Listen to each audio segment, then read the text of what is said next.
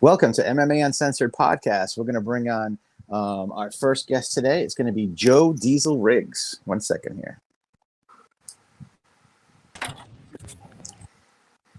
Hey, Joe, how are you today? Can you hear me? Good. How you doing, buddy? Good. Good to see you. Good to see you. How you been? Good. What state are you in? Are you in Arizona? No, I'm in Montana right now. I go back to Arizona in a couple days. Oh, okay. Cool. What you doing there? You training? I live down here now. Oh, okay. I got a gym down here in Montana, and just training.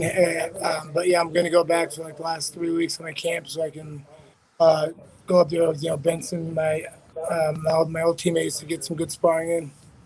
Is it Benson Henderson? Is that what you're talking about? Yeah. Benson Henderson. Right. You fought with him in WEC and maybe Strikeforce? No.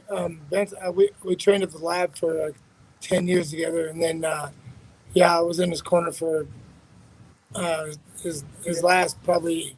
Bellator? No. I left the gym when he went to Bellator. But his last fight I was in his corner was when he beat Jorge Masvidal in Korea. And then I had some issues with the coach John Crouch, so I left in a huff. Gotcha. And now you got your own gym in Montana, and you're heading back to Arizona to train for Bareknuckle Fighting Championship 18, and your opponent is Hector Lombard. Let's talk about Hector. What do you think about Hector? He's called you out a lot. He said a lot of things about you. What do you think? He's talking shit. Well, back. I think the last time he wanted to fight you about a year ago. Yeah, you know what? That's one thing that does bother me is not Hector. I don't. You can see he can say what he wants. I doubt anybody can understand him, but people didn't even know why I pulled out. People don't know, but I was training for the fight really early on. Really early. It wasn't. I don't know how early it was. Maybe it was a month before the fight, but I was training. I was doing suicides after practice runs, and then I ran. I went to stop, and I ran through my leg, and I completely tore my ACL and my LCL, and they had to repair it, rebuild it from my hamstring, and I had what's called a bucket handle tear in your meniscus, so I couldn't straighten my leg. So yeah, I had a complete year of recovery where I couldn't fight or do anything. So the pandemic kind of thing wasn't that bad because I couldn't do shit anyways. But like lift, and then now to be easy on my knee. I swim a lot, which just gets me. I was always in good shape, and now I have even better cardio than I used to. Because you use the pool now, less weight and pressure on your knee, and the pandemic gave you a year to kind of rest and recover. How do you see this fight? How do you see this fight going, Joe? You fought since BKFC 5, I believe. Yeah. Or no, you had a draw. You had a draw at BKFC. It wasn't a draw. I knocked him on the third round. I don't know why the fuck. I was there. Yeah. It definitely wasn't a draw. It was on the Paulie Artem card, right? Yeah. Yeah, I was there. Yeah. I mean, So I think they said I didn't leave my second specimen or something. They asked me to, and then and then they said it was a draw, and I was like, it was on this card. It was on that card, right? That's it. Yeah. Yeah. So yeah, that was last November, not this past November, but the one before that. Right. Yeah. Exactly. I was actually in attendance there. So you see this Hector Lombard fight going. He's gonna use his bull rush you and yeah, it's try to. I think if he beats me, he's gonna knock me out early. I still have a chin. He doesn't have a chin. Hector's really explosive. He's really fast. Usually I don't fight people faster than me, so that'll be a change. But I think my in and out movement will give him problems because I don't just stand there. And I'm gonna use my boxing and use my range until he gets tired, and then if he catches me, it'll be early because that's what he does. But if it goes later, then that's when I'll pick him apart and start to take over and then eventually knock him out. Sounds like the formula. They got 5 2-minute rounds to do it. Yeah. We look forward to it. There's going to be 3 other title fights on that card. I'm going to pull up a let's see what I hear. Let's see. I've got a little poster of the fights. Here we go. You got Sam Shoemaker versus the champion Joey Beltran, and then you got you versus Hector Lombard. You got Luis Palomino versus Tyler Goodjohn, and then you got Thiago Pitbull Alves versus Uli Diaz. Pretty darn good card, huh? Shit, yeah. I mean, yeah. 4 titles. Yeah. Thiago Alves, I always loved him. Me too. He's always been great to watch, and then, Hector's always been fun to watch. And so I've been supposed to fight him several times. So fight is good, but the guy Tyler Goodjohn, I know who he is because I was the bare knuckle light heavyweight champion in the UK before. BKB. Yeah, because I'm the no one, not only does anybody realize this, I'm the first MMA guy to ever go do bare knuckle, because I went over there and I was kind of quiet about it because I didn't want people to think that I was going over there for money. I just wanted to go try it and see how it was, and then it was fun as hell. And then I won the title over there, and then so I saw him over there. He wasn't their big guy then, but so I know of him from there. Then, but Sam Shoemaker's a nice guy, and I've trained with Joey a bunch over with training with Rampage over the last few years. So he's doing great. It's going to be good fights. Yeah, Joey's in Miami a lot. I'm here in Tampa. Joey's in Miami. He's training hard with his girlfriend, getting lean, and he's ready. I'm a big fan of the executioner. He's getting lean, man. As lean as he can be. Good. Well, shit, man. He's in shape. He's thin. His belly's gone. Really? What does he weigh? I don't know. I'd say 210, 215 maybe. And fighting for the heavyweight belt? No shit. He's looked like maybe I'm wrong. 210, 215, but he's lost a lot lot weight. Check out his Instagram. Go on there when you have a chance. I saw you're back on Instagram. What's your Instagram handle? The Real Joe Diesel Riggs. At the Real Joe Diesel Riggs. But because I don't know how to do any of that shit. I shut all my social media off a while ago, but I go to get verification because there's like 5 different ones that are fake. Yes. And people are calling me saying I'm fake. It's not real. So I'm waiting for the verification thing to come in because the people at Bare Knuckle Boxing are going to be handling it for me because I'm like a child. I don't know how to do that shit. Yeah, the guys at Bareknuckle Fighting Championship and David Feldman. I've been working with David Feldman and the team for 3 years now. They're a group of guys, and I look forward to seeing you back in the ring. I guess 3 weeks now, right? Yeah, for sure. Yeah, I'll be. Dave's a great guy. I'm itching to fight again, man. I've been fighting for 20 years now. Man, this is the longest stretch of time I went without ever fighting. It's crazy. Has it been about 3 years now since your last fight? A year and a half, but still a year and a half. Long time for me. Yeah, because before that I got pretty close to 20 fights in 2 years. Did some research on you. Mm-hmm. You've had 2 stints in the UFC. Is that correct? Mm-hmm. WEC championship, middleweight champion. Mm-hmm. Strikeforce, Bellator, Pro Elite. I'm pretty sure you've been in every organization there is. Yeah, I was a Strikeforce interim champion too as well. Strikeforce. Okay, I didn't have that on there. I'll have to update on my notes and tell Wikipedia to get that shit straight. Oh, they say I'm from Maine there too. I'm not. Yeah, it says you're from Maine, up in England. Actually, I've never fucking been to Maine. Damn, Wikipedia's wrong. I need to find a new source. Yeah, I know. I wanted to talk to you about a couple things, and I know you have a photo shoot. I just made some notes here. You're 3-0, actually 4-0 in bare knuckle fighting, right? 5-0. 5-0. Okay. 5-0. One of them is a no contest / draw, but you actually won the fight. Yeah. So he's undefeated. You're undefeated. Your first MMA fighter to go into bare knuckle. You're undefeated 5-0. Okay. Right. You fought UFC 56. You fought for the welterweight title versus Matt Hughes. Yeah. And then I remember that one. I was in the military. We're similar age. You were the first man to knock out TKO Chris Lights Out Lytle. Yeah, I love Lytle. Chris. Me too. Hey, I hate Chris. talking about that, man. Yeah. Yeah. This couldn't be a better guy than him, man. Absolutely, and he works for Bareknuckle. He's one of the commentators. Yeah. I know. Let's before we go. I know you got this photo shoot. Let's That's talk all good, about. buddy. Okay, let's talk about UFC 2. Let's just talk about UFC 57. Let's talk about the Nick Diaz fight in the ring and at the hospital. Let's let the fans hear your story again. It's been a while. Yeah. Well, yeah, we fought. We fought in UFC 57. Is that what it was?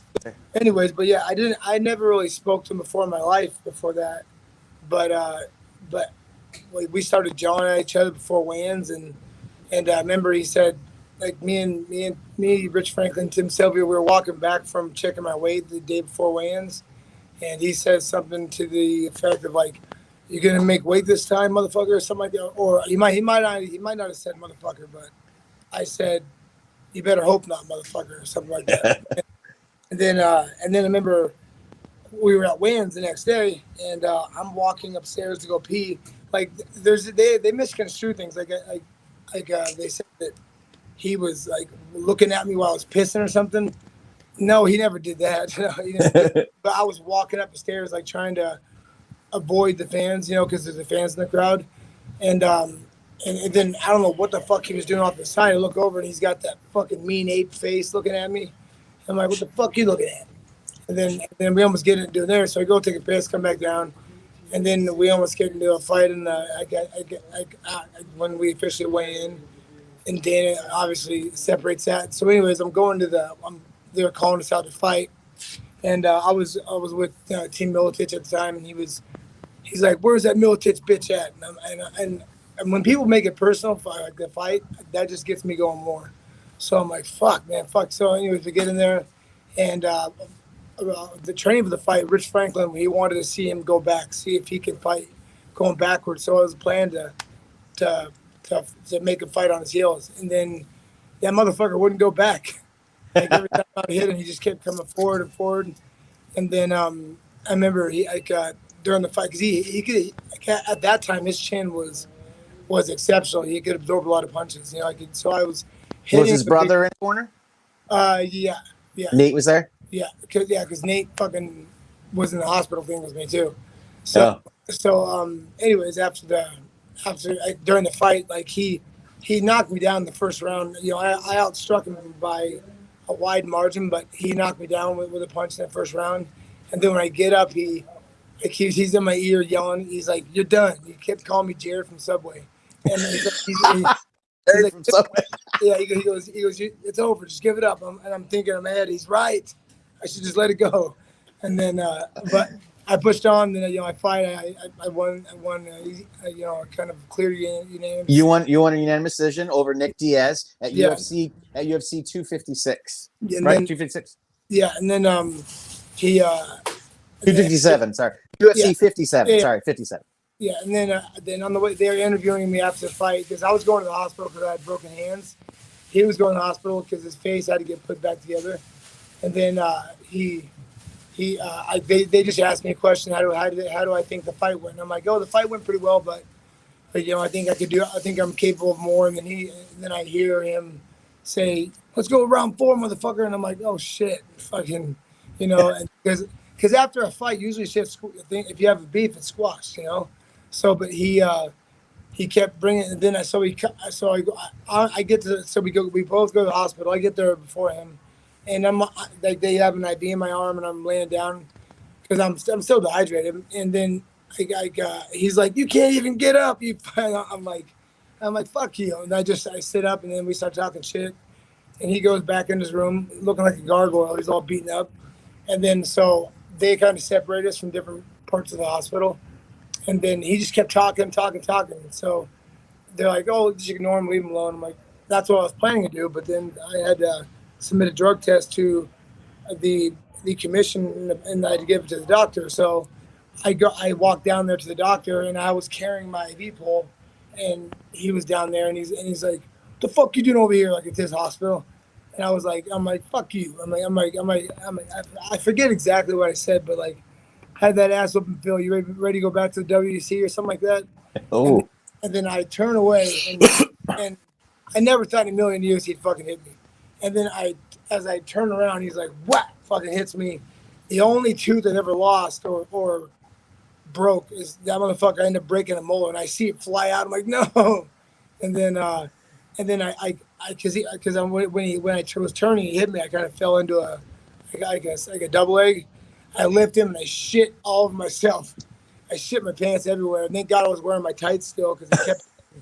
And there was this fucking big old fat nurse that kept yelling, and they had the siren going, and we fought. It felt like it was like 20 minutes, but it was only like 5. And I have a single leg, and he like for some reason hop into like a closet or something. And thank God he did what he did. He put his head like right on the side because I couldn't hit him. My hands were my fingers were probably this long because my hands were so swollen. And so I was elbowing the fuck out of his head. And then he was toe stomping me with his boots, and I had sandals on, and there was blood everywhere. I thought I was cut somewhere, but it was my IV ripped out, and blood spraying everywhere. And then I started to smell my own shit. And then yeah, I'm like, oh, I gotta get this isn't good.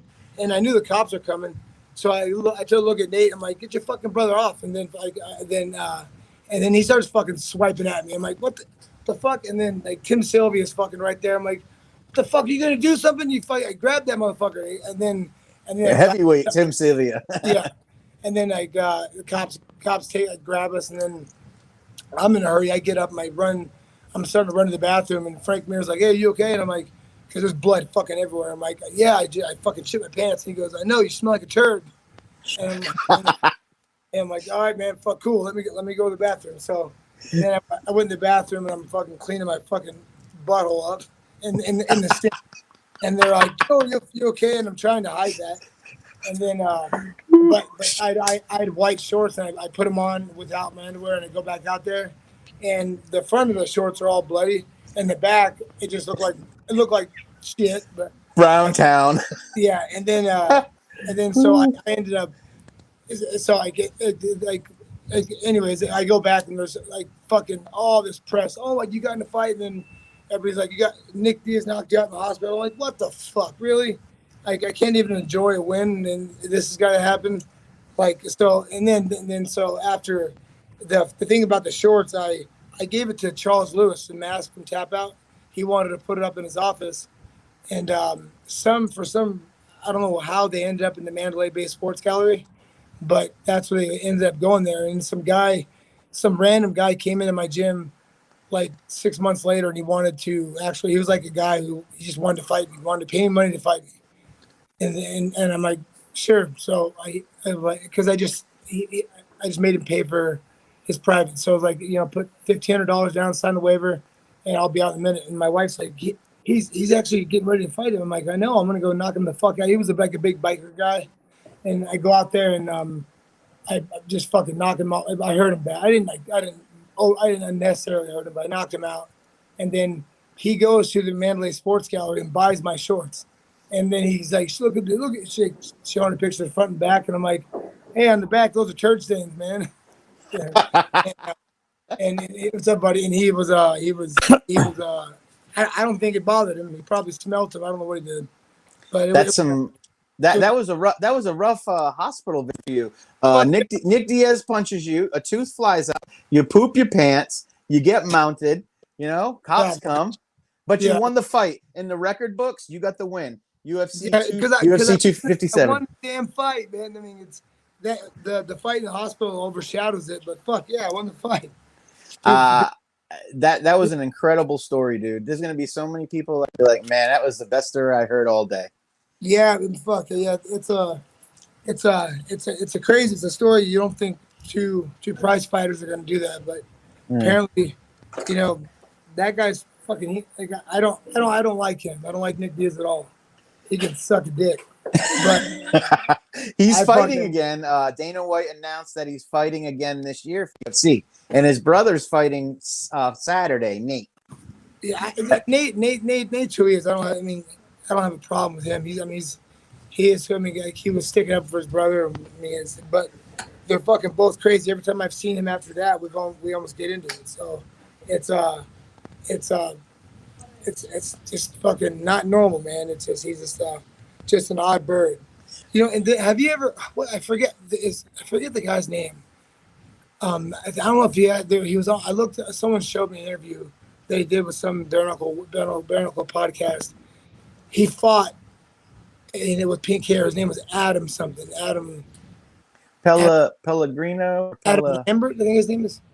Adam Lambert. Oh, orange. Oh, yeah. It's green here. He fights for bare knuckle, I believe. Okay, yeah. So he did some interview, like saying that he wanted to fight me, and he was going to put up all this money, and I borrowed money from him and all this stuff, and he was trying to say that I didn't watch the whole thing. I just saw some of the stuff he was saying, and I remember the only reason I know this guy is because my first fight back in the UFC the second time, I was auctioning off a corner for my fight, and then I auctioned off. I was gonna fly 3 people down there, and they're gonna be able to hang out with me in my camp for the fight. And he was one of the fans. And this kid Brandon Lambert, the one that just fought for bare knuckle. He won. He won the. He paid the most. He paid the most, and then it's like an auction. And then he didn't pay. And then so I called him like, hey dude, you owe me money. And then so he sent it. And then we weren't friends. He was just a fan. So then I stopped talking to him just because I have a life. And he kept talking about this huge beef he had with Johnny Hendricks. And I'm like, all right, he just comes off like an idiot. And then so I stopped answering his phone calls. And then a few months later, he fucking conjures up a story like the money that he gave me was a loan or something. I have all this stuff. I kept all this stuff in case I had to sue him. But he then for some reason he fights in bare knuckle boxing. He made a fucking ass out of himself. The guy said, I mean, that was a rough one to watch for bare knuckle fans. A lot of bare knuckle fans made comments. I'm neutral, but a lot of them made comments saying that was they should have somebody that deserved the shot. It was embarrassing. Oh God, he embarrassed himself more than anything I ever seen. Because he talked a lot of shit too. Because he said the same thing about Johnny Hendricks. What he said about me. And I talked to Johnny, and again, same thing. He was a disgruntled fan that Johnny didn't talk to after he, spent time with him. And he was telling me he was calling Johnny out, wanting him to. He was going to pay him to fight him, and I'm like, have you ever fought? And he's like, oh, I fought in Thailand. There's not a fucking record of him fighting anywhere. And I think it was. He said there was some big name that was in his corner, and the only reason that he's in his corner is I'm sure that guy's giving him money or somehow, because that guy has less skills than some of my kids in my gym, because that fight was the ugliest fucking the guy that he fought was skilled, but he was so awkward and didn't know how to throw a punch. He didn't know how to fucking even get into the fray with him, and then he fought. I mean, it was just. I mean, I don't even want to. We all watched it. Yeah. I just remembered his name. Fucking. So I think it's Brandon Lambert. That's his name, or something. Lambert. I remember that's his name now. But I shouldn't even talk about that guy. But. Well, I mean, we gave him 4 minutes of your time. That's enough, right? Yeah. Fucking that guy.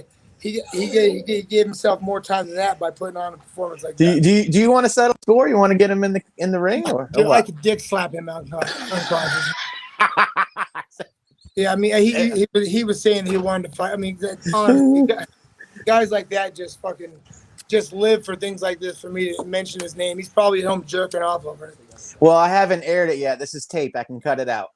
Oh, no, play it. I don't give a shit. Yeah. No, I'll play it. The fans want to hear this. So let's see. I have a lot of good notes here, and I think we covered them most. You made your pro debut in 2001. Your record is 70-18 MMA, 5-0 in bare knuckle boxing / bare knuckle fighting. I mean, you're, as far as I'm concerned, dude, you're one of the Hall of Famers of the Hall of Fame. I mean, you're one of the guys that. I mean, absolutely. You're like the.